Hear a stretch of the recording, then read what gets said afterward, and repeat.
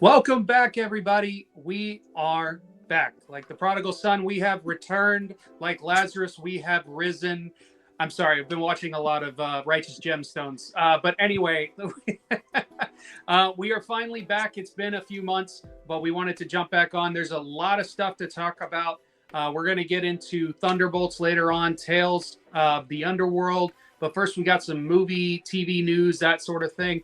Let me run around the panel real quick, introduce everybody. Joining me, as always, we've got Josh McCoy. How you doing, buddy? I'm doing great, man. It's so great to see all y'all's lovely faces again. I missed y'all. Felt like my family abandoned me. Oh. Yeah, we haven't done this since the very beginning of the year, doing our top 2024 list. I'm trying to get you and mom to play hooky at work and come to Collecticon with us, but y'all are too cool. Yeah, no, I'm totally excited to just be working all of Memorial Day weekend because it's open for Epic Universe, but that's neither here nor there. Moving on, we've got Kat joining us again. How you doing? I'm doing good. Nice to see everyone. Like Josh said, I missed you guys. We missed you too. And of I course, didn't get a miss you from Ashton. That hurts. I Called out off the bat. starting early. all of you, the collective you. It's okay. We're starting early, and as Josh mentioned, we have Ashlyn. Hi, babe. Hello, honey. Brandon Jenkins in the house. What's up? Not much, man. It's good to be back. And last but not least, we've got Steven returning. How you doing, bud? I'm doing all right. You can be honest. I am the least, and I'm mostly here, like Mostly. 80% here. Yeah. Listen, you 80%. are. This is like your second show, so you get introduced last. That's just how it is. Okay. Perfect. So, all right. But let's go ahead and jump into some of these topics we have today. First thing we're going to talk about is the short teaser that they dropped for Spider Noir. I'm still trying to get used to that title because I keep wanting to say the full thing, Spider-Man Noir. In case you're not aware of what this is, they are doing a live-action version of Spider-Man Noir with Nicolas Cage returning as the character, but in live action this time. And I am just so for it. I don't know what to expect. Clearly, this teaser didn't give us a whole lot to go on. It's more just giving us like the vibe, the look, and everything like that. In that regard, as far as what they showed, it looks pretty solid. I love that we're sticking with the actual like black and white. It's got kind of that like Sin City, look to it, and but probably a little less bloody in a certain regard. But we'll see how this plays out. I just when they first announced Nicolas Cage voicing Spider-Man Noir for Spider-Verse, I was like, what? That was a casting out of nowhere. And then of course when the movie came out, I'm like, this is cinematic gold. I want everything. I want him to do his own series. Like I was thinking animated. I just want to see him like in shorts or something like it with this character. And so I am very excited to see a live action version of this. Yes, there are a lot of ways that this could go awry, and but I want to be optimistic, but also kind of aver my expectations a bit as best I can. Let's run around the docket here, see who we've got. We're going to start with Josh. What are you thinking about with this particular teaser? I thought it was really fun. I honestly don't know what to expect from this show, to be completely honest with you. It's Nicolas Cage, so I feel like part of me can't really take it too seriously because all I can think about is that Willy Wonderland movie. It's kind of like Five Nights at Freddy, where he doesn't say a single line the whole movie, and he's just killing robots. It's kind of where his career has gone to. Whoa, I'm really big right now. Why you gotta do me like that? Because it was on me. But I don't really. I'm excited for it. It definitely looked a lot better than I was anticipating. I don't know where this kind of fits and everything because we are still in a whole multiverse thing. So it would be kind of cool to see him next to Tom Holland. But from the little bit we got to see, I'm here for it. I'm excited to see it. I mean, it's Nicolas Cage. You can't really go wrong. Yeah, it is going to be interesting to see like if they end up doing anything with him outside of like his specific universe. That remains to be seen. See him in a Ghost Rider variant side by side. Oh my God, that would be crazy. Let's jump over to Steven. What do you think about the whole Spider-Man Noir thing? I'm not really that interested, honestly. I'm not a fan of Nick Cage. Not I wasn't even aware that he was in that. Or you said something about it. Have you heard of Nicolas Cage? Do you even know who that Mm-mm. I No, just think so, yeah. no. Anyone who's actually listening and not watching is not going to understand the thing right now. Yeah. Good. I don't want them to understand. No, Yeah. I'm at that stage where I don't want to be. I'm not giving them too much of my joy. It looks awesome. Like you said, Andrew, like from the moment he opens his mouth as a Spider Noir, it's like, oh man, we need more of that. I just don't want to have my heart broken again. So I'm cautiously optimistic. I'm a huge Sin City fan, both the comic and the movies. So I'm just gonna see what happens. But I do want to say, Willy's Wonderland is an excellent movie. Oh yes. And I almost closed. I thought I detected some negativity towards it, and I almost just exited out right now. No, dude, that movie was. I love the fact that he doesn't say a single line that entire movie, but yeah, he has so much expression. He made like $1 million for every word that he spoke, and I think it was one at the end. He was just drinking beer the whole time. Yep. But yeah, the little I will say I want a little more. I want to see a little. It's rare that I say this about anything, especially when it comes to trailers or teasers. And I want to see a little bit more of it. I want a little bit more before I give them my heart, and it becomes my most anticipated thing. So yeah, I'm a little excited about it. Do you As think people that are watching can tell. Do you think it'll be better than Slaughterhouse? Oh my God, Josh! You're gonna get kicked out on the first episode. So when we're talking about Slaughterhouse, like it's like Citizen Kane, Godfather 2. Oh my God! It's just in a pantheon of film that really it's aspirational. Like if I ever made a movie, it has to be Slaughterhouse. Yeah. Basically, it's like that moment where Cap gets Thor's hammer in Endgame. It's like, yeah, that's good, that's fine. But it's not Slaughterhouse. Absolutely, it's not Slaughterhouse. The And part there's where 20 moments better than that Slaughterhouse. The entire fraternity house. Yep. It's amazing. I should have done a Slaughterhouse background. I should have. I should do it every time I do anything. Yeah. No, I totally agree. 110%. I'm interrupting this chat because I'm not going to let this go. We don't have time for this, gentlemen. We just don't. There's always time for Slaughterhouse, Andrew. There's always time for Slaughterhouse. Finally, somebody on this show that puts some respect on. Have you even seen Slaughterhouse? I have twice. Hold on. I've also seen it twice. I have something to say. So, Steven and Josh, you don't know this because you're just running into each other the first time in this. Mm-hmm.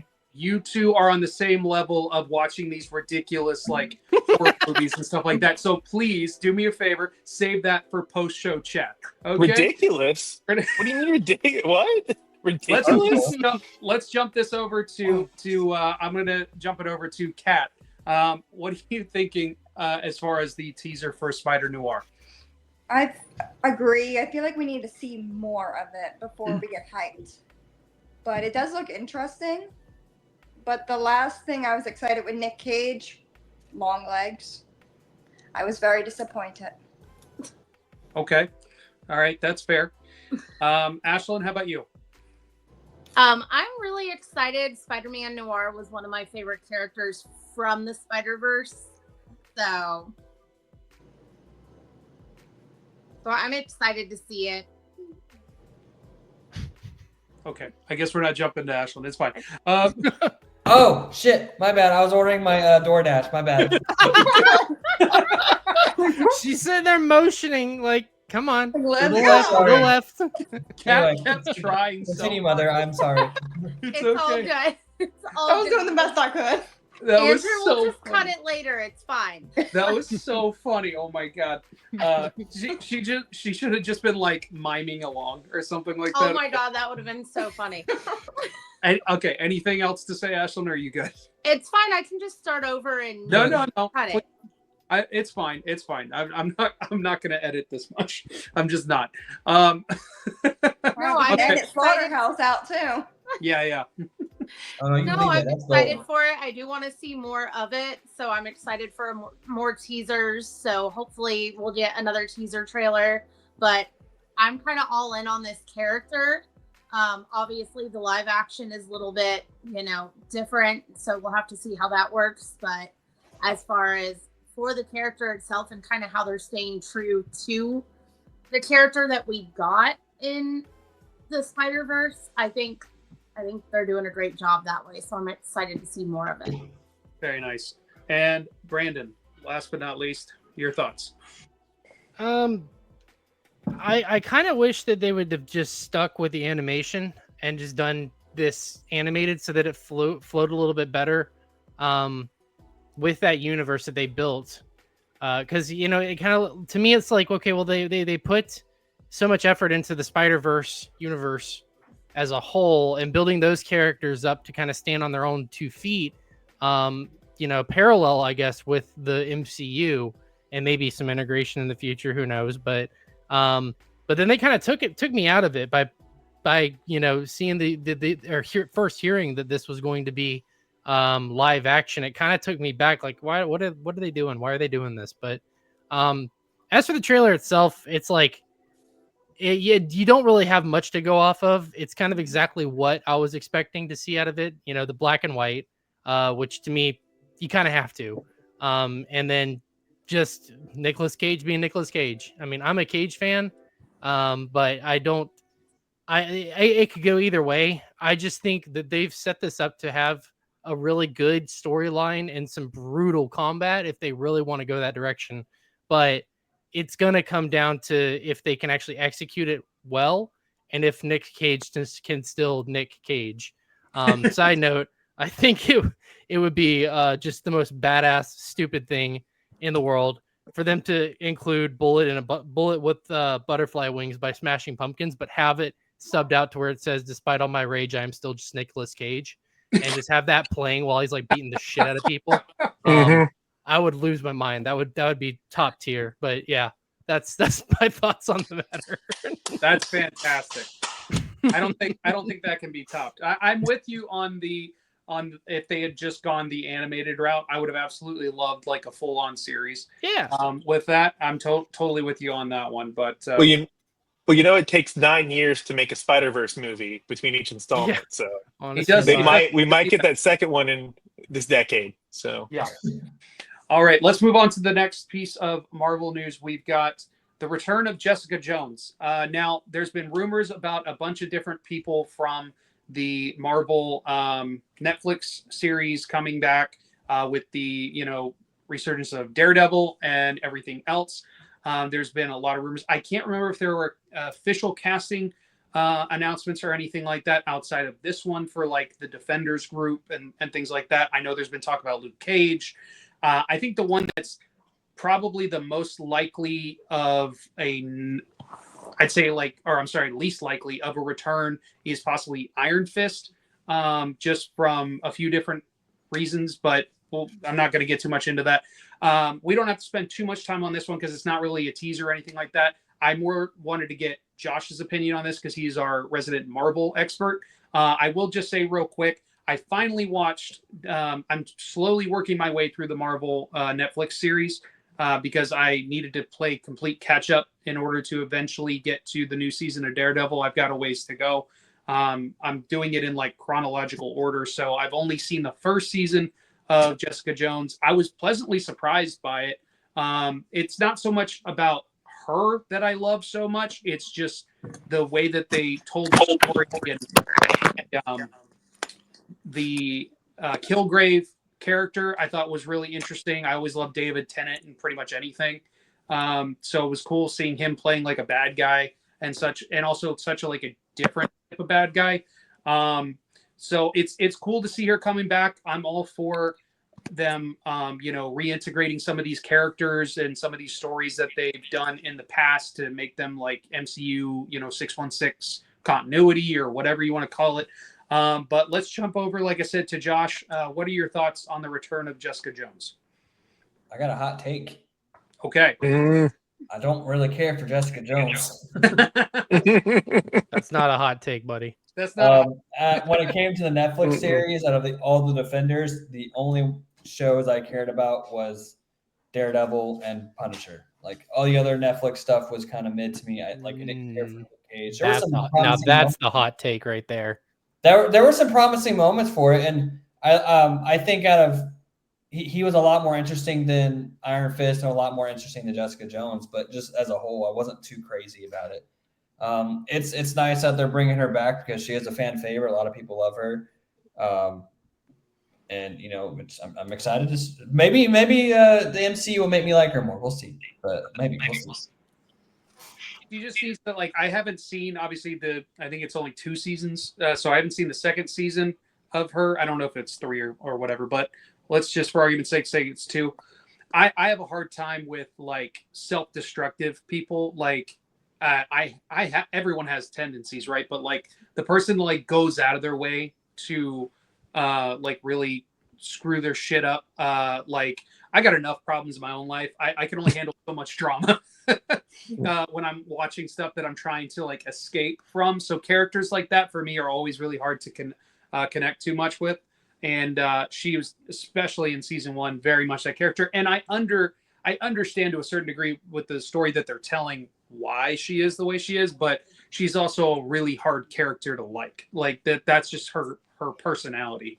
To me, she's basically the Hawkeye of the team. More or less.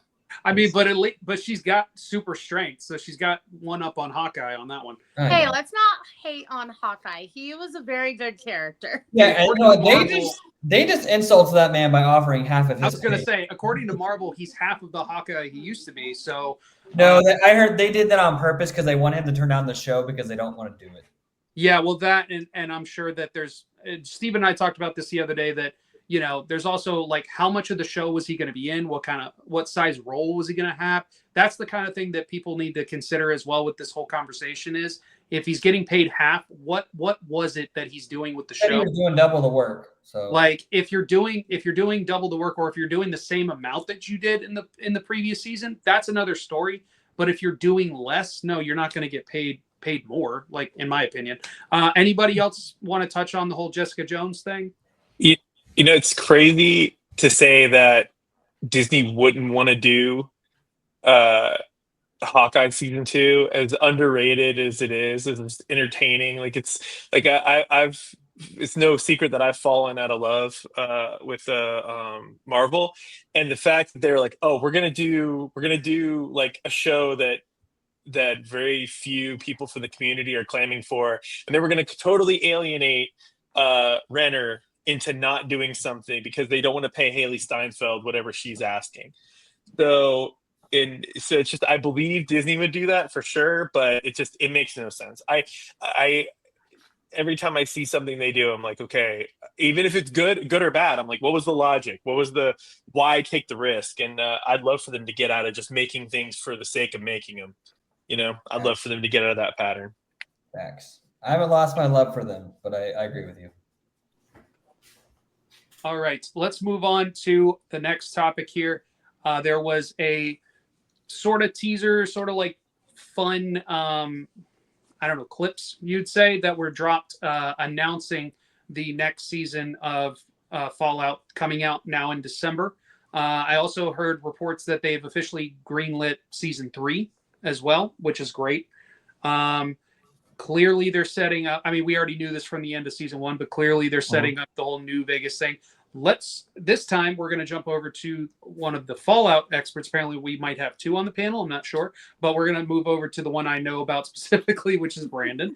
Now, your thoughts on these. I know that they didn't give us a lot to go on, but give us some insight into this, what we might be seeing with the season 2 of Fallout. Can I talk about set photos? Yeah, sure. Why not? Andrew don't like those kind of spoilers, so don't do it. I think it might be out of Andrew's wheelhouse, so that's probably why he's allowing this one. Yeah, I'm gonna give a pass on it. Well, some of us might not want. No, I'm kidding. I'd be excited here. Yeah, these are freaking everywhere, man. I mean, I only want to be spoiled about Marvel movies, not Fallout. Yeah. Okay. So yeah, there's so much good footage, and just, I mean, they're so unsecretive about this, like, completely, to where people are like in Las Vegas or wherever they're filming. I'm assuming it's Las Vegas, and like just these everyday people are just walking around, and then boom, you look up, and right next to a McDonald's is the Lucky 38 sign, and they're like clearly filming over there. People are watching like everything go down. There's so much leaked to this that it's like, to me, it's a little like I've lost a little bit of the wow factor. But the other side of me is everything I've seen so far looks like they're doing it exactly how a Fallout fan is going to want this to be. So we've seen Death Claws already in the leaks. We've seen obviously the Lucky 38, Vault 33. I think even made an appearance, if I'm not mistaken. Basically, the whole New Vegas Strip is being shown. So that's going to have I'd imagine, a pretty decent chunk of this season, which is what the fans wanted. You know, no fan's going to not want to see New Vegas unless it's just done so badly. But judging off the season one, that's not exactly the direction they're going. Thank God, it's looking phenomenal. So I'm beyond hyped. I've said this since I've watched this show, since I've seen the teasers from season one, that this is like the game changer for video game adaptations, for new stories.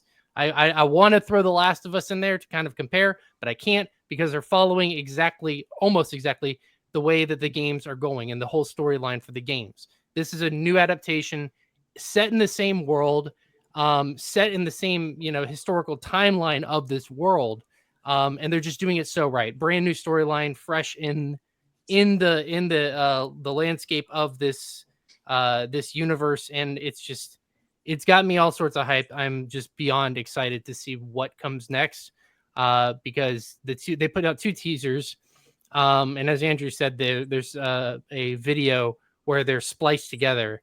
But it shows basically what the Ghoul was doing post-war, or I'm sorry, excuse me, pre-war, and kind of some of his struggles, so to speak, of being in the entertainment industry. But you get a tease of the Lucky 38 right after that.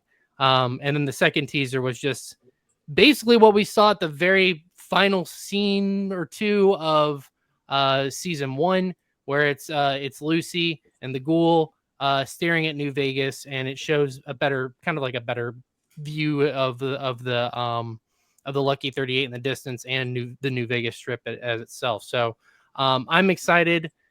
I'm trying to think if there's anything else that's kind of teaserish. I know that the Legion is in it, so that's pretty cool. Which it's kind of hard to do a New Vegas storyline without the Legion. I'm mostly curious to see, because you could end Fallout New Vegas in like 4 or 5 different ways. I'm interested to see which one's going to be canon. I think that's what a lot of people are talking about right now, is what is season 2 going to make official canon for Fallout New Vegas? What was the right way to go in that multiple choice ending? So yeah, I'm through the moon. I could keep talking about it, but I'll end it right there, because I'll just keep going. So well, I'm sure when the time comes, we'll have lots to talk about with that. Steven, did you also want to touch on this one? Oh, absolutely, I will, if you'll allow me.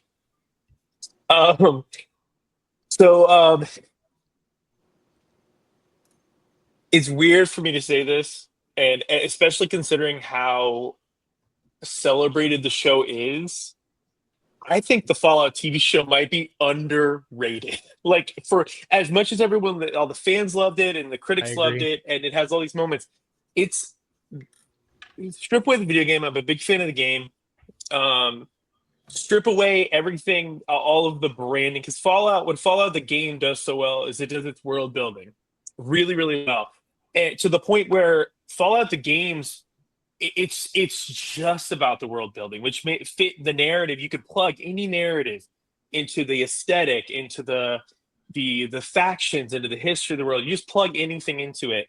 The show is perfect. Like, it's not even a matter of pacing, acting, set design, the narrative. It's flawless objectively, like outside of the context of the game. And that's where I get slightly nervous coming into season 2. Like Brandon said, like, this is a big deal to fans. Like, Fallout New Vegas, that's what 80% of the fans think of when you say Fallout. That's their first experience. That's when the series really became accessible from a storytelling standpoint and from a gameplay standpoint. That's what really modern Fallout was birthed from. So to Brandon's point, like I really like how they narratively they did their own they charted their own course in a lot of ways. It's just existing within this world. They defined the ghoul in such a cool way, and they gave him this really rich backstory. Um, and also to Brandon's point, like this could go so many different ways, like how they could handle this. My hope for it when they first said they were going to do it was that they would chart their own course like they've done previously. Like it's these characters, their inventions of the show existing in the world we're really familiar with. We had all of these unexplored vaults and things we know exist in the game, but we've never experienced. So they could really touch on all those little things. I was kind of hoping that their story would intersect with the characters in New Vegas without being caught up in the New Vegas story. And as we're seeing more and more come out, it does seem like there will be some narrative crossover there. But honestly, like there's so many really rich TV ready characters in that game, and so many really interesting plots. So it could. I'm choosing to have faith in them that they're going to adapt that world from the game well, because he did such a good job in season 1, and it's so amazing. I saw that first episode and I'm like, wow, this is to Brandon's point, like that's Fallout season 1's a game changer, and it showed how you can take a game where you are so much of the protagonist and the narrative is so much, you're making so much of your own narrative in the game. And if you get people that are really good at telling stories, they can just jump right in and tell a great story within that world.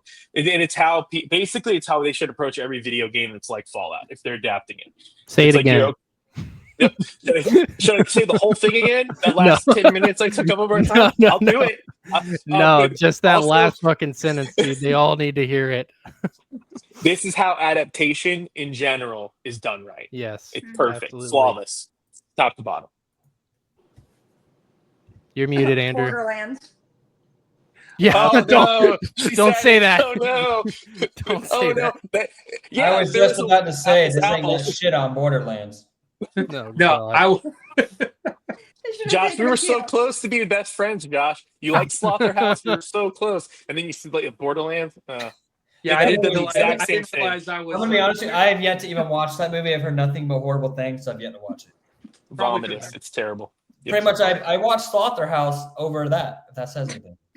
I'm very excited for the new season. As people that came into it, Andrew and I had never played the games and didn't really know too much about it. So coming into it, it was so good, and it just had us in a chokehold the whole time.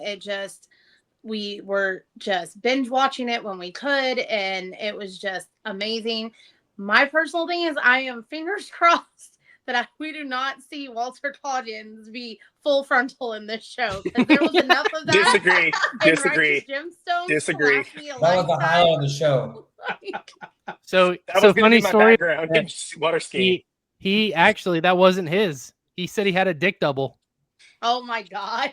That just makes it even better. Yep, it wasn't even his, man. They paid me good money, man. I'm not going to turn that down. He had a dick double. Listen, I've always wanted to be in the movies, or at least in TV, HBO.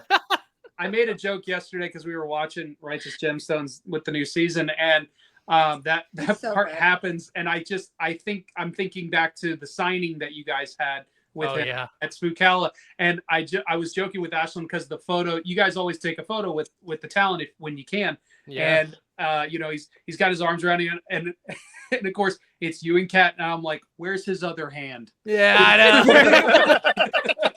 He was so fun, man. Like he was I thought this was a PG family friendly show. I hadn't watched Righteous Gemstones till, I mean, we blew through the whole freaking series, and like right when they dropped season 4, I put it on one night. I was like, let's see what this is about. And it was just like, we were just hooked. We were hooked so bad. It is absolutely insane. Oh, it's so good. But no, when we saw him, he was cool as hell, man. He was sitting there doing like there was Baby Billy Prince he was signing, and he just went like, Baby Billy Bible Bunkers. You say the whole thing. You say the whole thing. It's Uncle Baby Billy. Yeah, Uncle Baby Billy. Say the whole thing. when he comes out and he's singing so that the song at the resort is that which see I forget There which will sequence at come the a beginning. payday, hallelujah, what a That is the payday. real song. That's a real song. No And way. it's so yes, it is. It's a real No hymn. way. It's real. Oh, Which God. makes it so crazy because the whole theme of the I show didn't know obviously is that. yes, and I've heard it before in church. My grandfather No was way. a revivalist preacher. I've No heard way. that in church. And when he started singing that, I was dying, and I'm like, this is perfect. And it's just so it's like someone actually sat down and wrote that capitalist anthem he's singing Oh, at the man. Bible resort. Wow. We have to have a spot where we talk about gemstones on this podcast at some Yeah. We point. really do. We can. 'Cause we're do already it. we're done with the series. We've finished it. So It was So are We're we. almost there. We're almost there. oh, man. Let's jump to our last bit of TV movie news. We've got the first trailer for the second season of Peacemaker. Now, this is another like continuation into the rebooted DCU, if you will. They're sort of like, I'm going to use the word retroactively, bringing the stuff that happened in season one into the continuity, but only in certain ways. The way that James Gunn seems to be saying it is like if something is referenced from a prior movie, it is then considered canon for this universe, but not everything that came before is the same. Obviously, they've changed out actors. Some people are getting new roles that, like Aquaman becoming Lobo, which don't get me wrong, I'm very happy about that. If anyone's going to play Lobo, I do think that's a really solid choice. And I think it's better than him being Aquaman, if I'm being honest. But as far as for the Peacemaker thing, this is another one of those. This show was bonkers when it came out. I'm probably going to have to go back and rewatch it because I only remember so much from season one from watching it a couple years ago. This trailer looks to be, one and the same. Another like bonkers trip with this ragtag team. They're clearly separated from Argus, is what it seems to be this time around. They're kind of doing their own thing. It's interesting. This will be our live action introduction of Rick Flag Sr., where we've seen him in the animated sphere for Creature Commandos. Still being played by somebody, help me out with this. The actor. We're gonna see him first in Superman. He was Crossbones in Marvel. What's the actor's name? Anybody? I don't forget remember. I forget his name. Ah, but forget. We're gonna see him in the Superman movie. In Superman? Okay, I didn't realize. Tyler Hoechlin? No? No, that's the Superman. That's no different Superman. Different Superman. Anyway, Too many Supermen. I heard Superman. I'm like, well, that's the new one. No, that's now the because- second newest one. Oh my gosh, another one? Yeah. Anyway. Too many super Frank people. Grillo. Too It's many. Frank Grillo plays Thank Crossbones. you. Thank you very much. Frank Grillo. So That's he's right. playing the live action and animated one, which I really enjoyed. Creature Commandos. I thought that was a great show.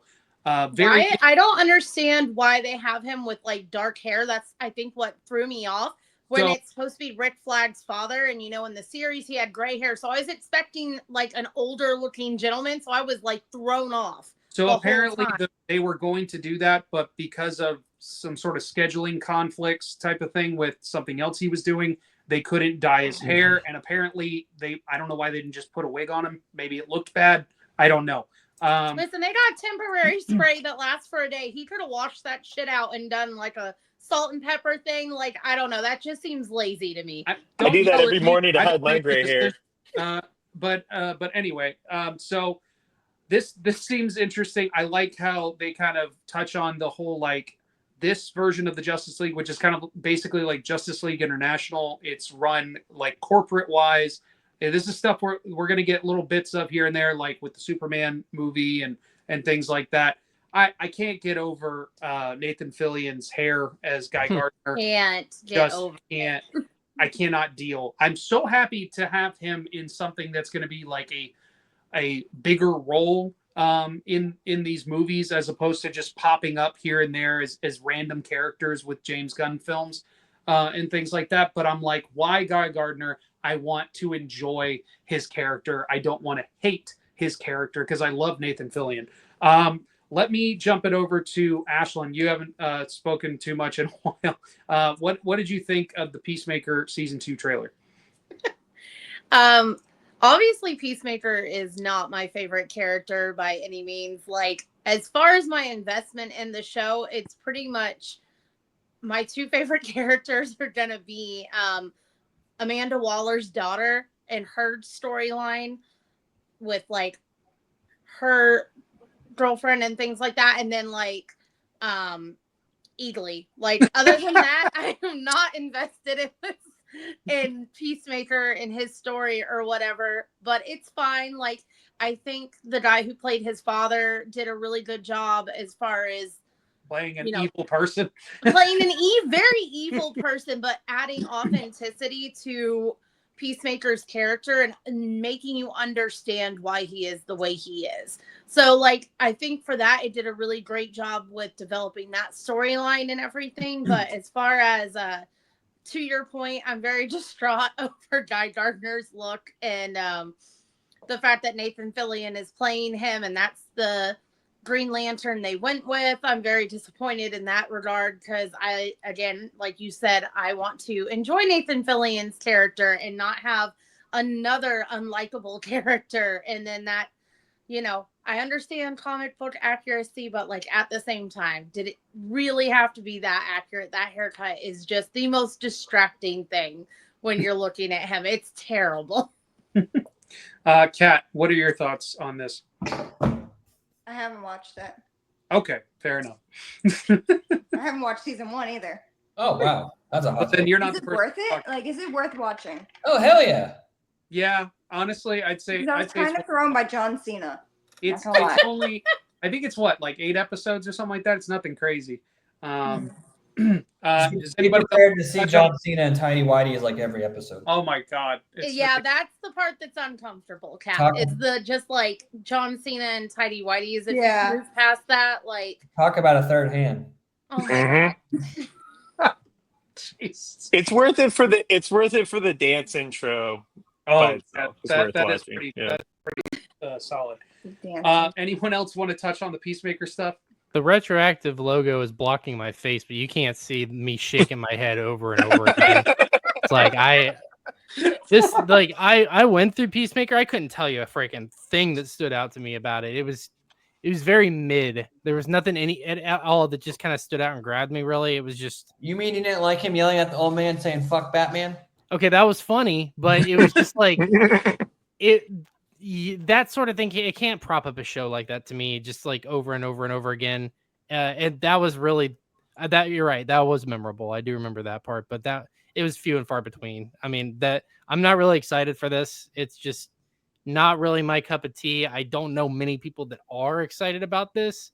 I know a lot of people that are going to meet him at Philly for his Comic-Con appearance, but the ratio between John Cena wrestler versus John Cena actor is like way in favor for the wrestler because he had that whole thing with WWE recently, and that's kind of sparked his fandom again. He's the heel. Peacemaker's so overlooked right now, and it just I can't tell you a single person that's just like, yeah, go Peacemaker. It just Wait, so he's the heel and the Rock are the heel both at the same time? They're just taking all the favorites from when we were kids and now turning them all heel? Basically. I believe so. Yeah. Interesting. I don't keep up with WWE, but I know Neither that do there I. was like a massive surge, just Facebook post after Facebook post of just people shitting themselves over what just happened on WWE with John Cena. John Cena's last year. That's why he's retiring. So they're going out. Okay, all right. A whole big thing for his last year. Well, If that makes sense then, but it's just like his whole fandom right now is so caught up with WWE that Peacemaker for him, it's very much overlooked, and I feel like it might continue to be, regardless of what happens with WWE. I just don't see this being anything of spectacular proportions or anything notable whatsoever. To be honest. All right. Go ahead. Sorry.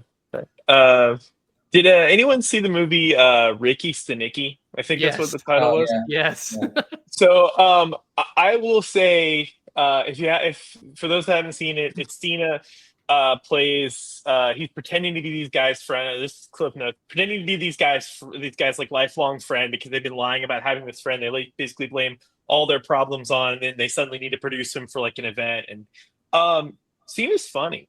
Like Cena can be like very like Chris Pratty, you know. He was he's very not a funny in talentless actor. Walkers. Yeah. He's Yeah. not a talentless actor. I had not seen the trailer until today, and watching that trailer, I'm like, oh, this might, with a better creative team behind it. And I agree with the assessment of, you know, the first season was kind of, it was okay, but I think that he can do. I think that he can do a lot. You know, if we given the right people to push him. I think the scene where he's having the he and oh my gosh, Idris Elba's character from the second Suicide Squad. Yeah, I think they're like little dick measuring scenes shooting people on the campus hilarious. Like just his physical acting and the way he talks. It's I thought he was the highlight of that movie. So yeah, I mean he can pull it off. Will they? I don't know. But I will say, in reference to WWE, I think they've got J.J. Abrams over there running creative at WWE now. It's like somehow The Rock returned, and somehow Cena returned, and they're bad guy. They have a bad attitude now. They're unhappy now. So I'm glad JJ landed on his feet after a Rise of Skywalker. So Yeah. good for him. Yeah, Good for him. he's clearly struggling. He's never going to recover financially from that. Has he directed anything since then? I think he's Produced pretty much anything? been producing since that whole situation. I think is pretty much what he's been doing. Oh wow. Yeah. But all right. Somehow J.J. Abrams returned. So Oh Josh, God, watch him direct the next Star Wars. Oh God. Oh, hush. save the Star Wars talk for later. We're gonna get into Star Wars in a minute, but Mhm. Josh is going to be leaving us here in just a moment. But I did want to give him an opportunity to talk a little bit about Thunderbolts, aka the New Avengers. That's not a spoiler. The marketing was everywhere. Spoiler. What? So let's give him the floor. He's going to do a quick non-spoiler review before. Yeah, because we have some slackers that have yet to see this movie, and so now I got to watch my words, and it's hard because I like this movie a lot, so it's hard. Not I think that this is where the MCU should have started after Endgame. I think if this is where they started afterwards and they kind of build off this, I think we'd be in a much better spot than we are right now. I think this movie was fantastic. Again, I'm trying to watch without spoiling it. It caught me by surprise. It's very deep. It's very good storytelling. It made you care about characters you did not think you would care about. Florence Pugh is a standout. Of course, Bob with Century. I mean, the overall team. I'm not gonna lie, the Taskmaster thing caught me off guard, and I literally laughed in the theater. I was like, "Oh shit!" And I started laughing for not spoil anything, but you know, it's kind of Anyway, this movie was something else, and I'm excited to see where they go. Brandon the Cat, make sure you stay for the post-credit scene. It's probably one of the coolest post-credit scenes we got. And fun fact, that scene was actually directed by the Russo brothers, so it's an actual scene from Doomsday that we found out. So that's kind of cool. It's our first little look at that. But no, this movie was really, really good. I like what they did with Bob the Century because he's kind of OP. They handled him in the way that you thought they were. The only critique I would give them is I feel like, again, I can't say this. Never mind. I can't. Do you need a hug, Josh? Do you need a hug? Do you need a hug? I do. This is so hard to talk about without spoiling the movie. Moral of the story: I put it up there with one of Marvel's top tier films, and I really did not think. I really thought Captain America: Brave New World would have been the better movie, and it's not. That's which is the sad reality we live in. But no, I really wish that this is where they started off after Endgame, and we kind of followed these characters because now these characters are where they're at, and then boom, all of a sudden we're in Doomsday. So it would have been nice to like actually have more time to let it breathe with these characters and have more stories of the characters, because it's not a spoiler splash everywhere. They're the New Avengers, but it's just like that's not the team we thought was going to be the Avengers. Still has the asterisk. Yeah. So it would have been nice to have more time with them as this team before they get right into the whole Doctor Doom shenanigans. But it is a really good movie. Kat, Brandon, y'all should really go watch it. I gave it let's say 8.5, 9 out of 10. It's really good. Fantastic. Well, let the people know where they can find you before you head out and what You you can got. find me at Retroactive with my lovely parents here every Tuesday night at 9:30 p.m. No, you can We find miss me with you, these guys, child. of course, and on McCoy Culture, and then on Toy Quest 101 with that group of awesome guys and gals every Friday night. But yeah. Well, let's congratulate Josh on getting his new place and, getting it set up. We're proud of you, and hopefully the job front thing will go better soon. But Yeah, I had an interview yesterday for a better paying position in Tampa, so I'm hoping I find out in the next few days I got the job. So Well, good luck fingers to you, bud. crossed. Thanks so much for jumping on, and we'll see you next time. Okay, bud? Oh, man. Have a good night. Peace. bye. All right. So the next thing we're going to jump onto for just a quick minute is the new Tales of the Underworld. This is the new Star Wars anthology that dropped in line with Tales of the Jedi, Tales of the Sith, so on. There's 2 sets of stories, 3 episodes each. First one for Asajj Ventress, and then the second set of stories for Cad Bane. I'm going to jump it over to Kat because she's the only other person besides myself and Ashlyn that has actually seen this. So let's go ahead and get her opinion first. It was a super easy watch too. Yeah, it's short. They're like 15-minute episodes. Mm-hmm. The Cad Bane episodes had me crying. I felt so bad for the little one. The what was it? His brother?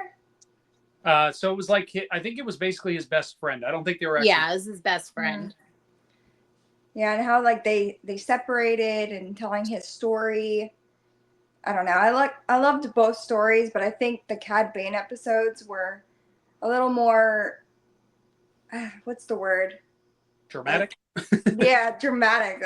That's good. Yeah, they were very dramatic, but I enjoyed both of them, and I'm hoping they'll expand more, maybe do some mall, which would be cool. Mm-hmm. I don't know. I feel like they could go a lot of ways with it. Yeah, I'm with you there. There's definitely a few different things that they can do with this type of setup. So we'll have to see what direction they take next, whether it's make a next season of Tales of the Jedi or Tales of the Sith, or I don't know what else they could do. There's a lot of different things they could do, but Underworld covers a lot of different things, because you could do bounty hunters, you can do anything that, because most of Star Wars, you're not dealing with Jedi or Sith, is dealing with the underbelly of society and everything, the organizations that really control things outside of the Republic or the Empire or whatever type of thing. There's so many characters they could go with. I'm sorry? There's so many different characters they could go with and grow it. Yeah, but I would say that I would be totally down for them doing a full on, even if it was a 1-season arc of doing a actual Asajj Ventress series. I don't need it to be a multi season thing, but if they did one solid season, 8 episodes animated like this, continuing on Asajj's story and maybe diving into some of the other stuff. That, for those that don't know, this actually picks up directly from, in my opinion, one of the best canon novels for Star Wars, which is Dark Disciple, and it's written off of episodes of the Clone Wars that were never fully produced. There's actually storyboards and early graphics, I guess you would say, for this story, where you see in this first episode, small spoiler here, but she's being brought back to Dathomir. The person that she's with, Quinlan Vos, they have this story in the novel that they team up because she has been betrayed by Dooku. For the last time, she has gone her own way. The Jedi recruit her basically to team up with Quinlan Vos to take down Dooku from not from the inside, but hunt him down and kill him.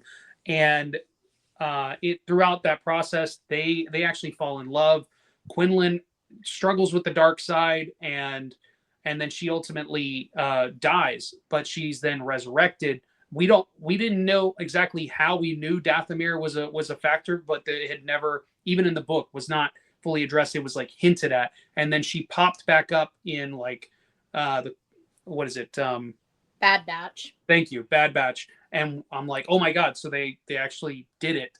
And so I loved the fact that they finally tied it in to that story and made that, like, I mean, it was already basically canon, but because, you know, these things, whether it's the books or the comic books, not everybody's reading them, not everybody knows about them. They're kind of like, they're canon, but they're like loose canon, kind of like some of the stuff they've done with these Tales of have slightly rewritten certain things that the novels have done, like the one they did for Ahsoka with Tales of the Jedi, kind of rewrote her story of how she ends up getting her kyber crystals that she turns into the white sabers and things like that. But I could go on and on and on and on about Star Wars, as y'all know. So I'm going to try and keep it short and sweet. I loved what they did with this. I just want more. That's all it really. The Cad Bane thing was great. It's not that I didn't want to see more of him. I actually want to see whatever the hell it is that caused him to get the tubes in his neck. I kind of want to see that. That's the only other thing that I'd like to see that they didn't touch on with this. I thought maybe by the end of it, he would have something happen to him that causes him to have these like implants and things like that. But maybe that's for another time. I don't know. I did like the Cad Bane stuff, but I'm just such a fan of Asajj Ventress as a character, especially because of, not just because of the book, but because of what they did with her in the Clone Wars series overall, that I just want to see more of it. But let's also get Ashlyn's opinion on this as well. What did you think, babe? I loved it. It was really cool getting to see Cad Bane's past and see him as a little boy, and that whole like duality between him and his best friend, being that, you know, his best friend took a different path and chose to be on the right side of the law and become a lawman, and Cad, you know, stuck with the outlaws and kept going down that path. And it was very funny seeing like the old West look and very much that like Clint Eastwood look that I think they adopted and borrowed from, with the guy that recruited him in the first place, and then his like mentor that died, and then he took on that look as well. So that was really funny. But yeah, no, both stories were really good. I did really love the Asajj Ventress story, just because I think we both really gravitate towards her as a character more. So it was just really good. Really enjoyed it. Like you said, I really would love more on Cad and how he ends up being present day with the apparatus and things. And then as far as, you know, Asajj, like you said, we could just go down more of her story, and I'm all here for it. Absolutely. Well, before we move on to our spoiler review of Thunderbolts, we are going to say goodbye to a couple more members of the chat here because Kat and Brandon have not seen it. So real quick though, let's let the people know, Brandon, what you got going on, where they can find you, all that good stuff. Well, trying to think what our next. Oh yeah, we're doing Collect a Con. Our company Venture Authentics. We will be there on Saturday, possibly Sunday. Just depends on. I mean, I'm assuming it'll be just Saturday only, but we might be there Sunday just to hang. But yeah, we'll be doing that event. So if anyone sees us there, come say hi. Other than that, we have a nice little long break in between conventions till Tampa Bay Comic Con, and then Fanboy Expo and a few others throughout the year. So we still have some events lined up, but slow and steady, and I'm enjoying the break. So kind of need it right now. But yeah, you can find us at Venture Authentics on all social media platforms. Awesome. And Kat, I know you don't really do too much with it. No, just over adventure. All right. Well, thank you guys so much for joining us as always. Thank you. We'll see you guys next time, okay? Bye. See ya. Bye, guys. Bye. All right. And then there were three. And then we're three. We're just dwindling down here. You got rid of all the good people. That's right. We just stuck with us. We're going to jump back into Thunderbolts. This time we are full spoilers, so you have been warned. But this movie's already been out for like 2 weeks, so what are you doing at this point if you haven't seen it, Kat and Brandon? Why are you still watching? You were on the show. Yeah. Stop watching, guys. Why Don't are you watch still past here? this point. All 10 of you. Why are you still here? Let's jump it over to Steven. I know you have a lot to say, but do your best to keep it under an hour, and we'll go from there. I make no promises. Oh man, so I'm really glad that you started with Josh today, because Josh said something that actually made a lot of sense to me. Okay, so Thunderbolts, right? I'm of two minds with it, right? It's an entertaining movie. It's a good time. There's not a lot of Marvel-y mistakes that are distracting you from having a good time. That's the good side of it.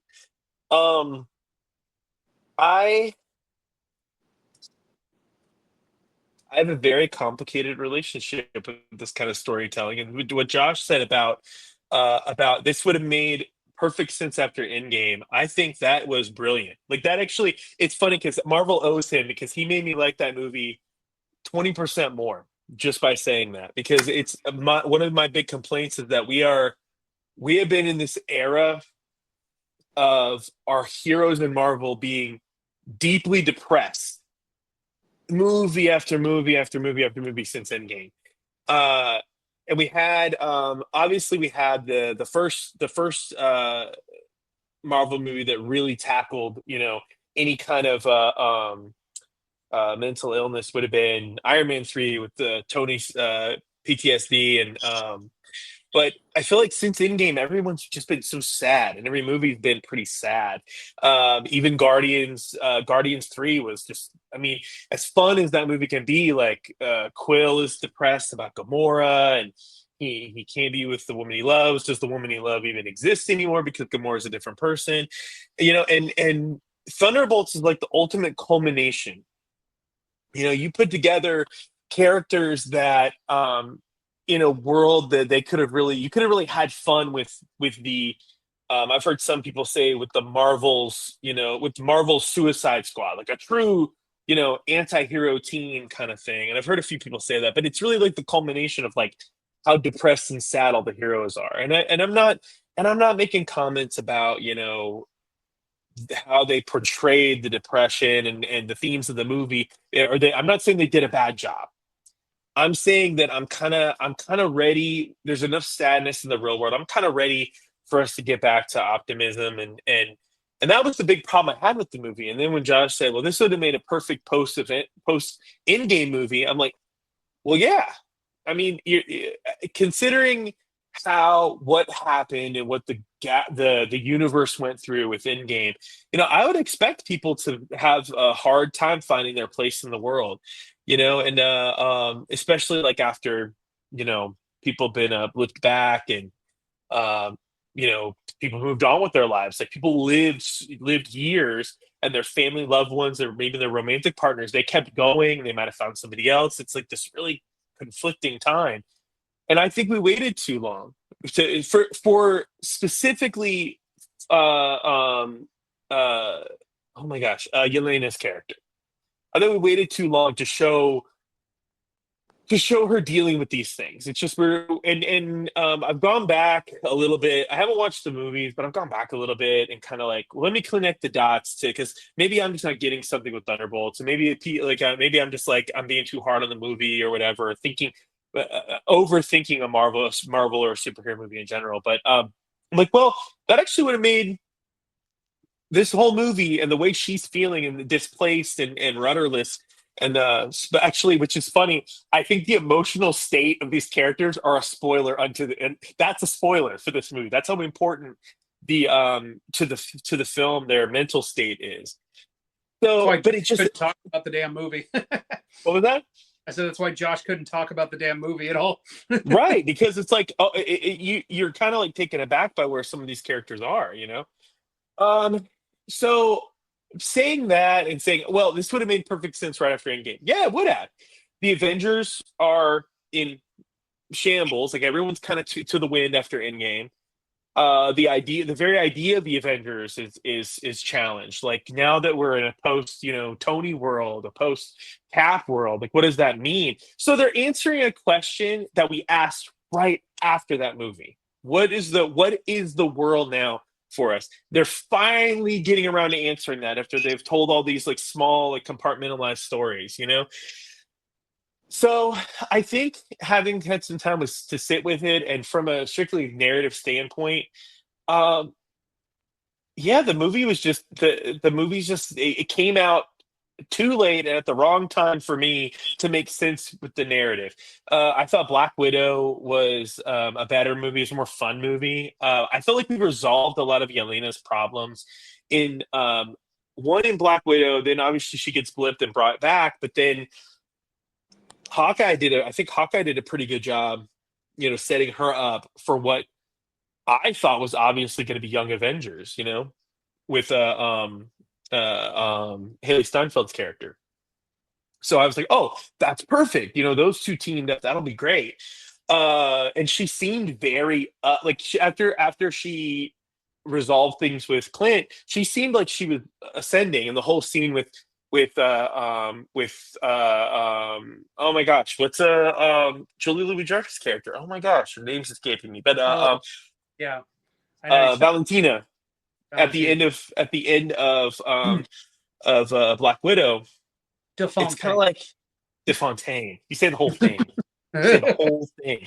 So the thing with her, with like her character, like she seemed like on an up, and then her dad wanting to, like, he's like so obsessed with working for her, and it just, there was a lot of conflicting things, and I don't know if I was fully on board with how they were characterized, but if this movie had come out right after Avengers and it was kind of explaining like where the world was heading, I think I would have liked it a lot more.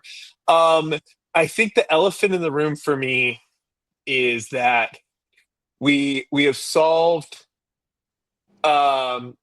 we've solved the last two movies, Marvel movies, have been solved. The main conflict has been solved by Usai. Like, just calm down. It's okay. Just calm down.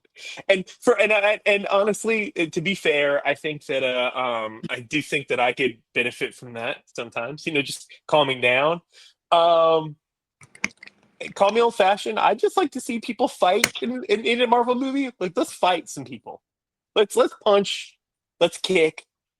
Or, and I mentioned this to Andrew a couple times actually. Or, if you're gonna go the route that they seem to be going down, right?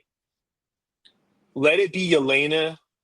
Don't have them. Again, spoilers, everybody, and hopefully everyone's seen the movie that's hearing us talk right now. Don't have them punch their way into a metaphor, which is, I'm literally saying that's what they did. They punched and kicked their way into a metaphor for being trapped inside oneself, one's darkest moment. They punched their way in to pull them out.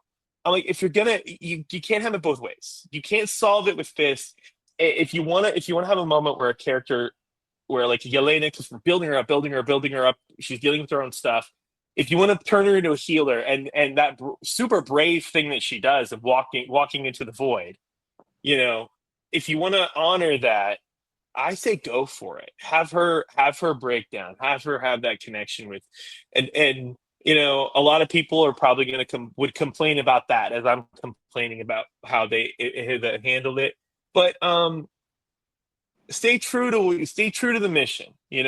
I don't need the group hug at the end. I don't need them to all hug and become a team, and that's how everything's fine because they're a team and all that. I don't need that. Yeah. I'm going to interject. Yep. And I'm going to say what I said to you the other day, and to everyone else on the internet with the whole power of friendship. If it was okay enough for the Power Rangers and Saturday morning cartoons, it is okay for other things as well, to end with the power of friendship.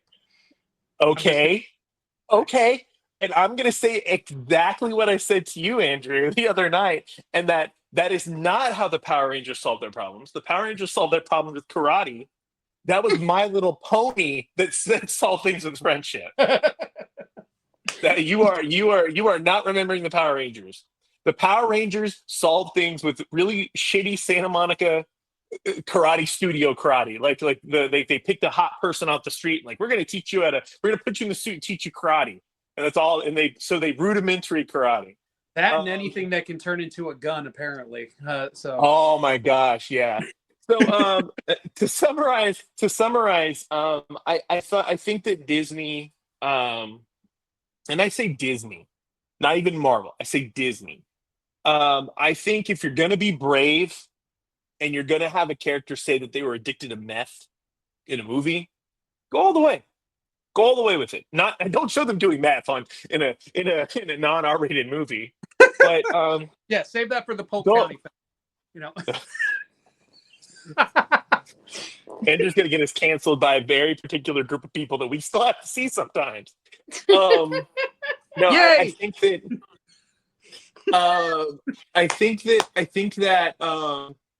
think that when you write yourself a problem you can't solve, you know, and you have to keep you're gonna come up with silly solutions, you know. And if you write Sentry as being, you know, you can't defeat him, and they're like, oh, he's the most powerful being on Earth, he's more powerful than all the Avengers put together. I'm like, I'll take that bet. Yeah, let's get Thor in here, you know, Captain Marvel, you know, let's see what they can do. Let's have a big epic throwdown. You know, of course he's gonna beat up, you know, everyone beats Bucky up. You know, when was the last time Bucky, you know, went toe to toe with somebody huge, you know?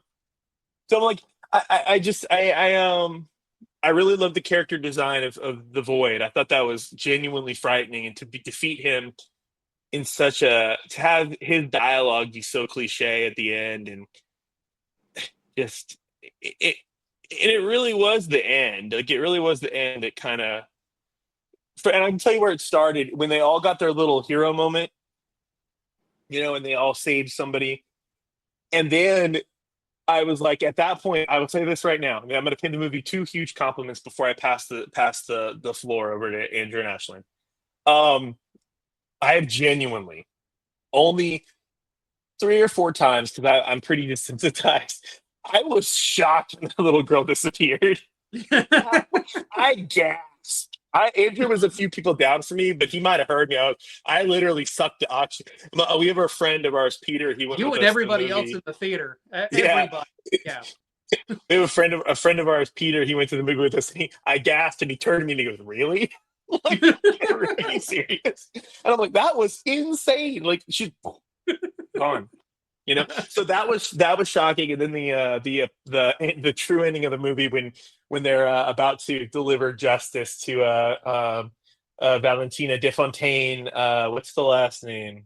No, Gosh, De Fontaine is the last name, I think. Is It's it? like It is. Valentina Okay. De Fontaine. I don't know what the middle part is. Okay. So anyway, I think that that when she introduces them as the new Avengers, I think that's one of the best moments in Marvel history. It's so funny. It saved the movie for me. After being kind of like eye rolly and, you know, thinking, wow, we're ending this movie in a mirror verse, or some sort of like conjuring of the mind, or, you know, which so many movies end that way nowadays. I was like, yeah, to do that with what was a pretty good experience. The Bucky scene with the limousine comes to mind as being really great, and you know, with these fun characters and all this, to end it the way I thought after watching the Void World scene. To end it that way, I'm like, okay, I might take this ride again. I might go on this journey one more time, just to build up to that point where she's such a perfect villain. Julie Louis-Dreyfus' character is Valentina. She's such a perfect villain for our time. She's such a perfect villain, because we know this person. They run our country right now. You know, so that was good. That was flawless, and she was great. And I love Florence, even though I don't like, the way they were taking her character, because I also found the whole like, uh, you know, bottle of alcohol and finding herself in the with the bottle, and I'm like, yeah, if you know any alcoholics, they don't typically go on, you know, long like spy missions without taking a nip at the bottle or two. So I'm like, well, is she an alcoholic? Is that what they're trying to say? Is that what we're meant to think? Um, yeah, just little things like that. I felt like they were unnecessary. Like I would have been along for the ride without it. I would believe that she's just sad and unfulfilled. I mean, to be honest, like, and I'm gonna get real here for a second. I mean, I can definitely feel, um, I definitely understand as how that character could feel that way, unfulfilled. Um, and I get that. Like I can take that journey with her, but then I felt like the resolution. It's like, yeah, I that's not gonna lift me out of my humdrums. And I don't know why I'm trying to be so vague, because this is the spoiler hour. This is the spoiler hour. I don't know why I'm trying to be so coy about it, but yeah, fun movie for when it's fun. When it is fun, it's fun. When it's depressing, that's pretty much the whole point. Is they're sad and they're not doing what they want to do. Bucky is a congressman. He's like, I don't like being a congressman. I'm not happy. I want to punch. I want to let my beautiful hair blow in the breeze. And I've said this about Andrew and Ashlyn. When Bucky's a congressman, I swear to God, anyone that's watching this, please confirm it, comment about it, whatever you got to do. His hair is 3 or 4 inches longer when he's winter soldiering versus when he's just buckying. Like when it's pushed back like this, I think they added extensions because it's flowing and it's badass, and then it's like you see at the time. I've had long hair. Hair doesn't work like that. You put it back like this, it's not going to be here. It's going to be further down. You're going to have a little swoop up. It's going to be a little swoop up, guys. No, he doesn't have that when he's a congressman, and then he's got beautiful flowy hair when he's going full Terminator. So listen. Forget everything else I said about this movie. Forget everything. That's the thing that pissed me off the most is his hair wants to change. That's the reason you shouldn't go see this movie. And I'm done. It was a good thing you minimized it because I'm done. I am done talking about this. Done. That's the takeaway from the movie is the hair. I give it. Yeah. Go ahead. I was going to say I give it 2 Andrews out of 7 Ashlyns. That's it. Because you pop them mentioned up on the screen. Thing, pop them up on the screen. I gotta mention the post-credit scene when he shows up. I was like, who changed his hair again? Why does he have like a Farrah Fawcett cut walking into the room in that post-credit scene? I was like, what is this hairstyle? They have to show the passage of time. They have to show the passage of time. He literally looked like. First of all, he was. I mean, well, we don't. He might have been around during the 70s. I don't know when they thought him out, but I can't remember if it was the 70s or the 80s. But like, he looked like he just came off of like that 70s show, looking like Ashton Kutcher's character with the hair. And I was That's like, Kelso, what the hell is Andrew. going on? Kelso, baby. Kelso. Kelso. Put some respect on it. You're 100% correct. Though. About the haircut. You know what? Can I pay the movie a compliment real quick? Sure. Please do. I'm sure it could use it. Finally, well, for me anyway, they finally put him in the best Winter Soldier costume. Finally, they got him in the right one. That is the best costume with the and it's the black, like the deep black, like the leather with the his emblem on there. They finally got him in the best costume. I should say the most comic accurate, but it'd be my favorite costume the comic characters ever had. So good for that. That was a good call. I liked it. Nice. Yeah, I just want to touch real quick before I jump it over to Ashlyn. When you were talking about the whole little girl part, and when I tell you, while I didn't hear you specifically, I could hear everyone else in the friggin' audience, apparently besides Peter. Just everyone at that moment just go like that, like audible gasp from everyone. And that's what I told Ashlyn. I was like, I wish the viewing that we had on that Friday night was like completely full because I was missing some more of that like interactive stuff. I didn't need everyone cheering left and right or anything like that. It's not an end game situation or anything, but just have moments when people are laughing out loud more, and like you said, like Mhm. even bigger with that moment with the gasp. Because again, when we went and saw it a second time, it was Mhm. like that following Tuesday or something like that, and it's a late showing in the Dolby and stuff like that. And even though it was at least half full, if not more, nobody did not like nobody laughed, nobody hardly did anything the entire They movie. did Was it gasp good? They did because I gasped. they did gasp. Like that was the only Was it part I good heard in like, was that. Was it good in Dolby? It was I was something I meant to tell you was if you had thought about seeing it again, I would have recommended it, because one of the things that, this is a very like dark film, and I don't mean the context, I mean the actual look of it. It's a very like it's a darker tones, Mhm. muted tones, like almost a little gritty at certain points It's type like of thing. seasonal depression on the screen. Exactly. It's Seasonal the part effectiveness before disorder, they whatever take it's called. the antidepressants Mhm. in the commercials, when everything brightens up, like at the very end of the film. The so having that on Dolby was a lot better, because there Mhm. was certain times when we were watching it on the Mhm. regular screen Yep. that I'm like, I am missing something, or I'm not getting the full effect of something, from the way that the movie looked. It just didn't look 100% right on Right. that screen. And then also that particular theater, there's like they always have the overhead lighting that's just on a Mhm. little too much, even Mhm. when the movie's on, and I'm just like, you're Mhm. ruining it. But anyway, let's move over to Ashlyn, so we can get her thoughts on this particular one. Ashlyn, go ahead.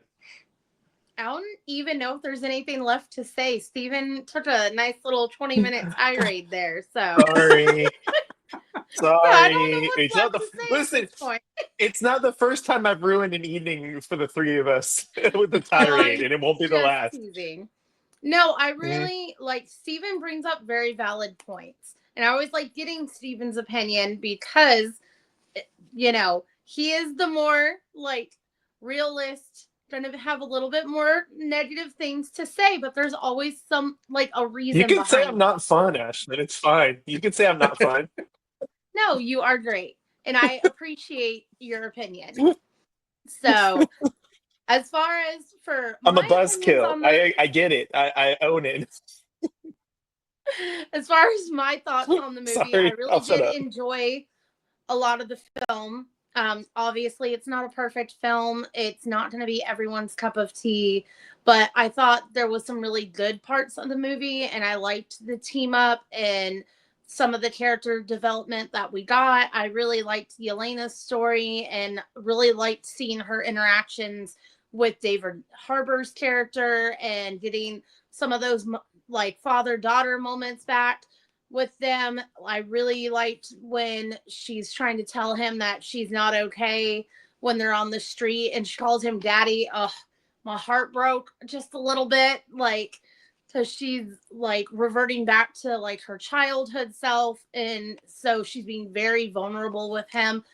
And any of us as millennials that have that older age group of either Gen X or boomer parents understand when you try to talk to them about mental health, it is not a fun conversation and it's not always taken seriously. So I think they really nailed both times where she was talking to him. The first time where he's really not listening to her and being like, oh, they're there, like life sucks for everybody. Just get over it, type of situation. And he's not really listening to her because he's got his own motives going on. To be And fair, though, then he did say your light is dim even by Eastern European standards. So I that was a appreciate very good line.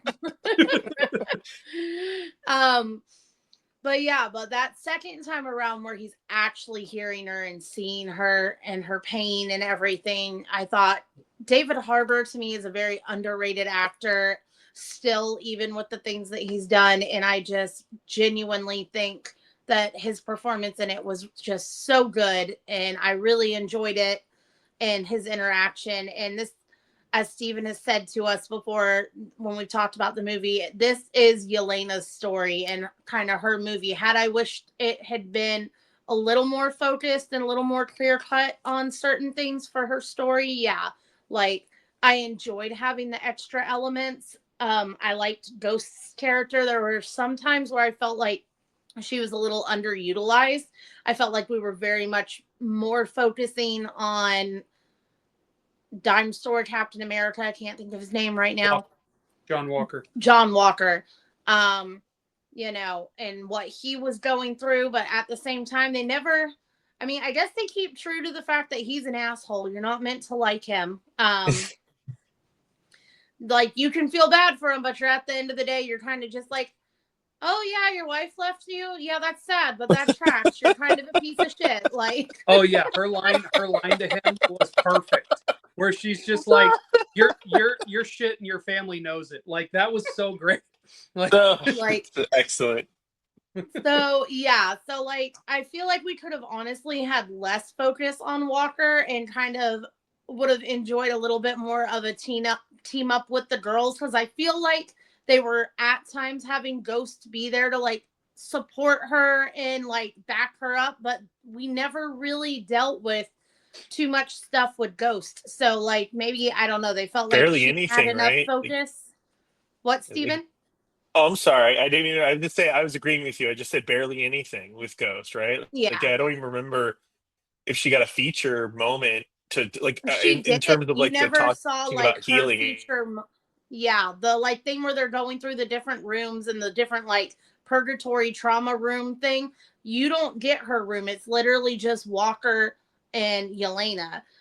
So it was very interesting with that, you know, she kind of took a back seat, and I don't know if that's because they were like, oh, we flushed her like story out with Ant-Man and the Wasp, was it? yes, correct. Yeah. So like I don't know if it was because of that, even though like we really didn't flush out her story. It was more about the guy who created her than her. But you know, say la vie, there's not. So like I would have liked to have more time with her if they were going to put her so much in this movie. But you know, overall, I think it was a really good movie. To Steven's point, I really enjoyed the way that they portrayed the Void. It was very scary, you know, and everything's just completely pitch dark. And like, I was just thinking, like, where are all these people going? And like, what does that look like as far as when they disappear into the Void? And so, like, the metaphors for that were all really good. I can appreciate what they were trying to do with the scene where Bob is fighting himself, and it was very metaphorical for depression and people that suffer with mental illness, and the fact that the more and more you try to fight yourself and you push it down, try to push it down and hide it, it's more of a losing battle, and it's going to consume you, whether you're trying to hide it by forcing it down or you're forcing it down because you don't want to deal with it. Whatever it is, the more and more you try to force it down, the more and more it's going to consume you. I liked that metaphor for that, and why Yelena's like, this is wrong, because, and it's showing him being consumed by the Void. I understand people's apprehension to the fact that, you know, the perception of the hug / them trying to pull him off of himself to keep him from being consumed. I understand people's dislike for it. I don't hate it that much. I can kind of see what they were trying to accomplish with it, but I also understand the not having the what's the word I'm trying to look for? Like the moment of them, like that being what the payoff basically. Like there was no payoff for them, and feeling like the catharsis of them actually defeating the Void. So I understand where, yeah, I felt like there could have been more, since he was portrayed as such this big, bad, all-encompassing, menacing villain. So I understand people feeling like they missed out on something, because I kind of feel that way too, in a sense. So, but overall, I think it was a really good movie. The ending where they come through and she's just like, the whole time she's been trying to get rid of them and cover everything up, and then she's like, pivot, we're just gonna, and it's the new Avengers. Like, that part was so funny, like, and just so out of left field of just like, well, that's future Valentina's problem. We'll just go with it from there. But for right now, I've got all these press here, and this is the only way I can see getting my ass out of trouble. So here we go. Yeah, definitely a lot to like unpack with this one. I'll try my best to keep mine short and sweet because we're about to reach an hour and a half. Sorry. No, that's not your fault. We had a lot of stuff to cover, and it's the first show back. Like, I've had 2-hour shows before. I just don't want to do that today. So let me try and get through this as quickly as I possibly can. First things first. This was a fun ride. I mean, not from start to finish, but that's not how I would fully describe it. But it was a fun ride for the first like half of the film. Had a lot of fun. I loved the the kill box scenes with them and everything like that. That was such a great fun. I love the knife gag when they're just like tossing it around the room and like blocking it off each other, and it almost goes through John Walker's eye and all that kind of stuff. Like that was a cool thing. Crazy that they just shot and killed Taskmaster in the first 15 minutes of the movie, and she's there for literally like 60 seconds or something like that. That was crazy. It's not that I didn't think she was going to die. I just didn't think it'd be that quick, and I also thought it would be her possibly getting left behind or something like that in the incinerator, or like maybe she's injured and gets stuck. I don't know. I just didn't think it'd be shot to the head type of moment. There's a few different reasons why I think they did that. I don't think it was solely because of the whole like fan backlash thing, because there's so many things that have had backlash that are still around and everything like that. So I don't think that's 100% the Sorry? You guys still there? Yeah, we're here. Okay. Sorry. I heard a weird noise. Anyway.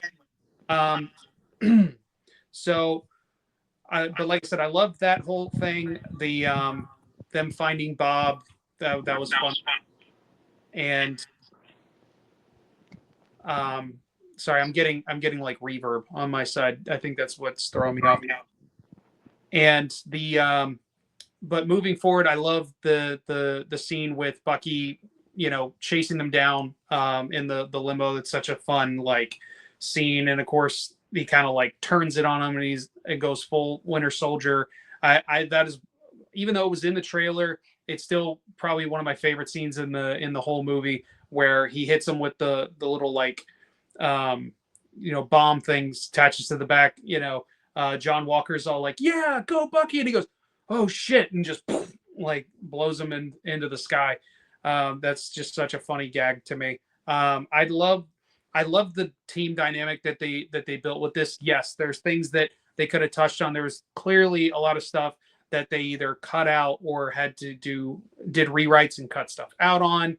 There could have been whole scenes cut for all we know. That kind of stuff happens a lot. Maybe they wanted to go a little more, solid through line with Yelena's story and doing the whole Yelena and Bob situation. When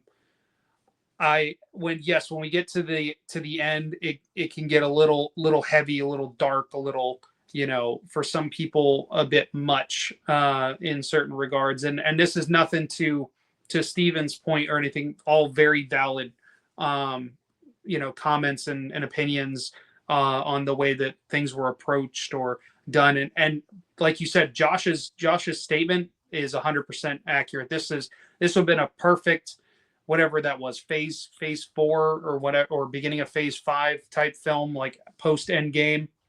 Even if it wasn't the first one out the gate, if it had been within the first like 3 or so after Endgame, I think this would have been like, it's not that everyone says, "Oh, it's saving Marvel."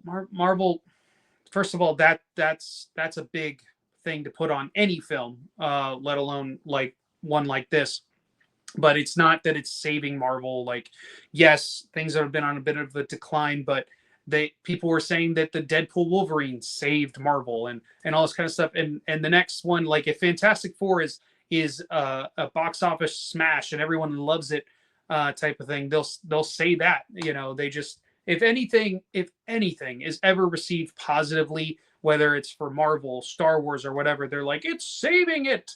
And I hate that. I hate that terminology so much. But back to the movie. I am clearly the target audience for what they did. I am a sucker for it, if you will, as someone who suffers severely with depression and has a history of mental illness and suicidal tendencies at certain points in my life and things like that. Just very dark energy in my in my brain and all that kind of stuff. I very much connected with what they did here. I liked the yes, it has been done before, but I liked the whole like different rooms thing that they were doing with it. I would have liked to see a little bit more. You didn't necessarily need a whole montage. We didn't have to see everybody's thing, but if we could have seen just a little bit more beyond just Yelena and then seeing like, us quickly go through Bob's thing to get to the void, I think would have probably been good as well. I've seen the movie twice. And I don't care what people say. I made the joke about the power of friendship, the hug scene that everyone keeps talking about, whether it's here or the the internet at large and everything like that. I've seen it twice. I've cried both times during that scene because, like I said, to me personally, it just struck me a certain way.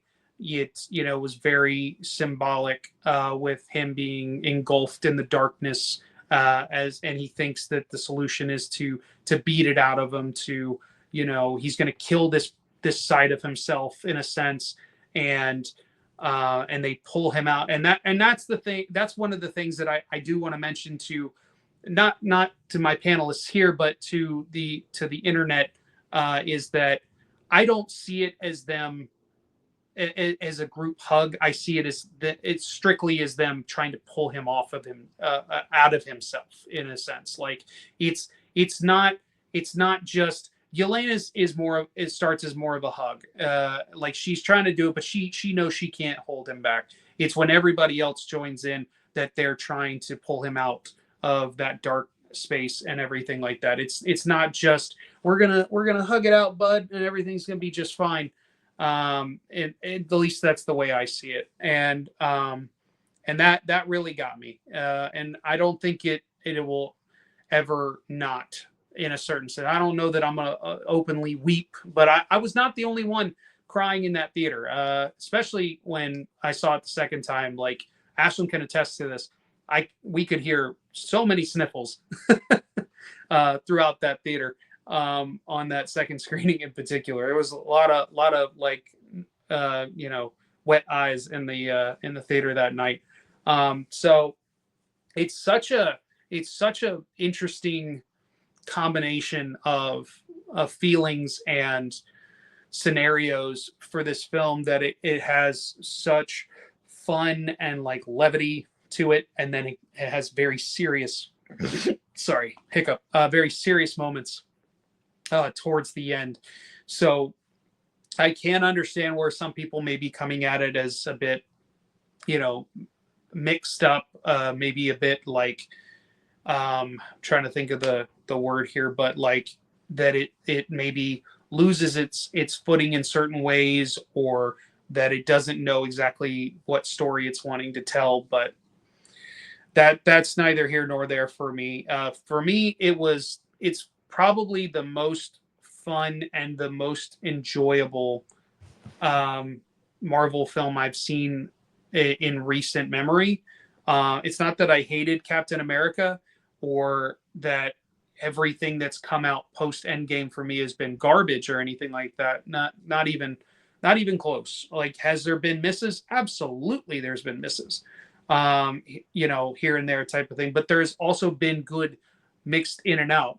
I stand by the fact that I think The Marvels is a very fun Marvel film, and I think it's very underrated in regard.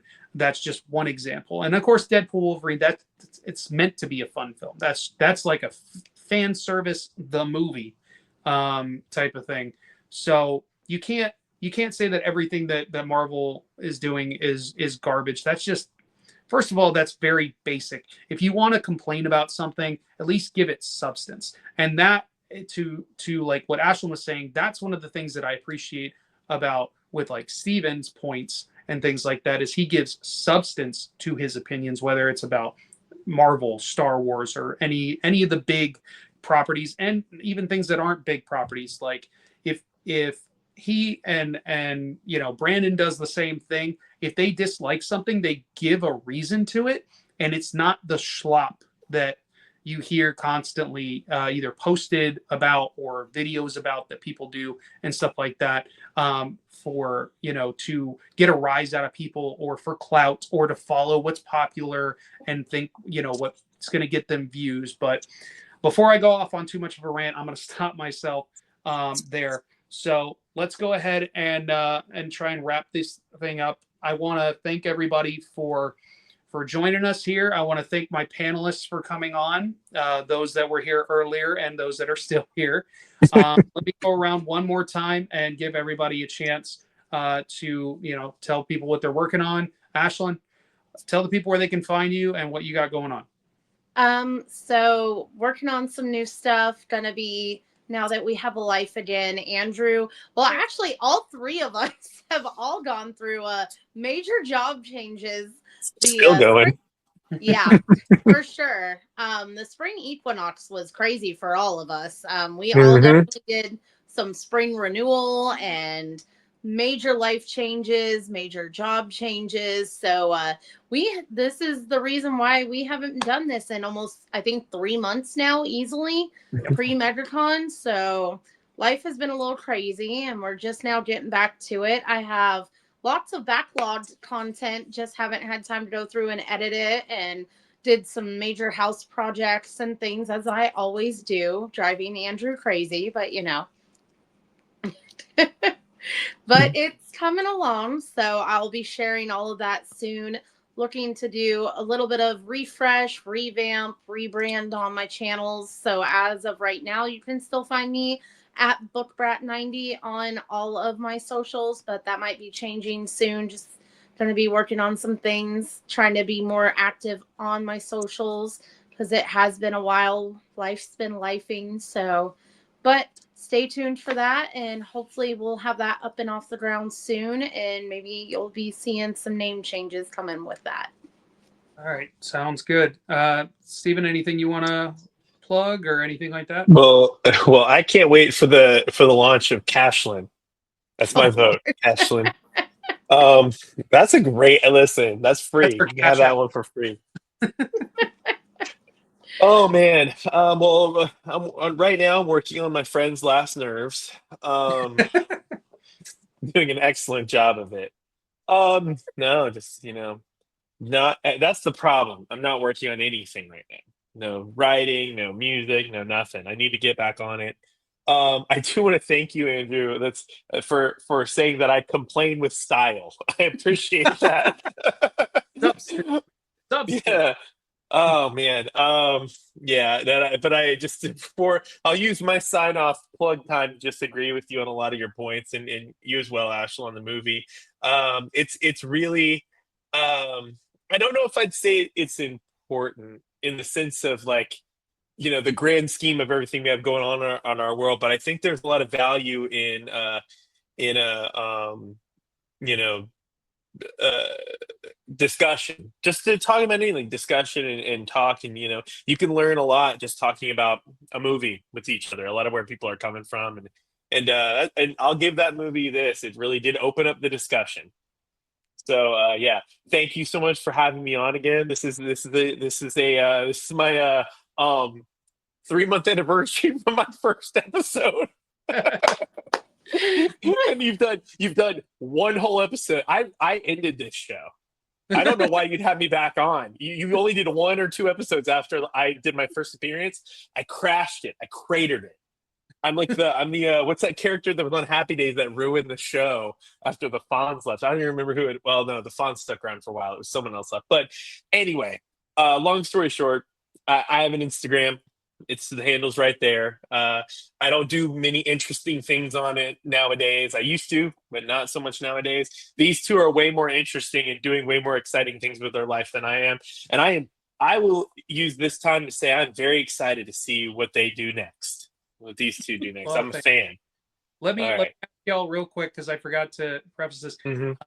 Just give a quick out of 10 rating for Thunderbolts. Steven, you first. Honestly, I would say it's a 7. It's a 7 out of 10. I'd have given I would have given the Captain America a 6 out of 10 probably. This is a better movie. Like there's really no it's objectively a better movie than not Winter Soldier. Brave New Oh World. my New gosh, World. Brave New World. It's a better movie. I would almost say it's funny because I would almost say that the Captain America movie might have been a little more fun. Is that a weird? But this was Thunderbolts is a better movie overall. Ashley, how about you? Yeah, sorry. No, it's okay. Oh, no, yeah. You- No, I'm done. I'm done. Don't call me again. no, I'm honestly right there with Steven. Ratings wise, 6 out of 10 for Brave New World. I definitely liked this movie better. I think Thunderbolts is definitely a solid 7, maybe 7.5 out of 10 for me at the most, just because there was some fundamental issues with certain things, but overall, like, it's a really good film and I really enjoyed myself. Want to see it more than once, but as of right now, seeing it once that one time, because I am also a big target audience for the type of audience they were looking for. So it definitely hit me in the feels and won some points there. So Yeah, I'd say for me it's at least an 8, possibly an 8.5 after seeing it twice. But I'm confident it's at least an 8 for me. I won't go as I've already said the reasons why, so I'm not going to go back into it. But check my stuff out. I'm on all social media at Andrew is Losing. Also, be sure to follow at Retroactive POD. Of course, here on YouTube, Instagram, things like that. I'm going to try and be a bit more frequent after all these months. Start doing some stuff. It'll probably still be more of like a bi-weekly thing, depending. But the summer movie season is here, so we've got plenty of stuff to talk about. We'll definitely be doing more of this stuff moving forward. But I want to thank y'all again for joining us, and we will see you guys next time.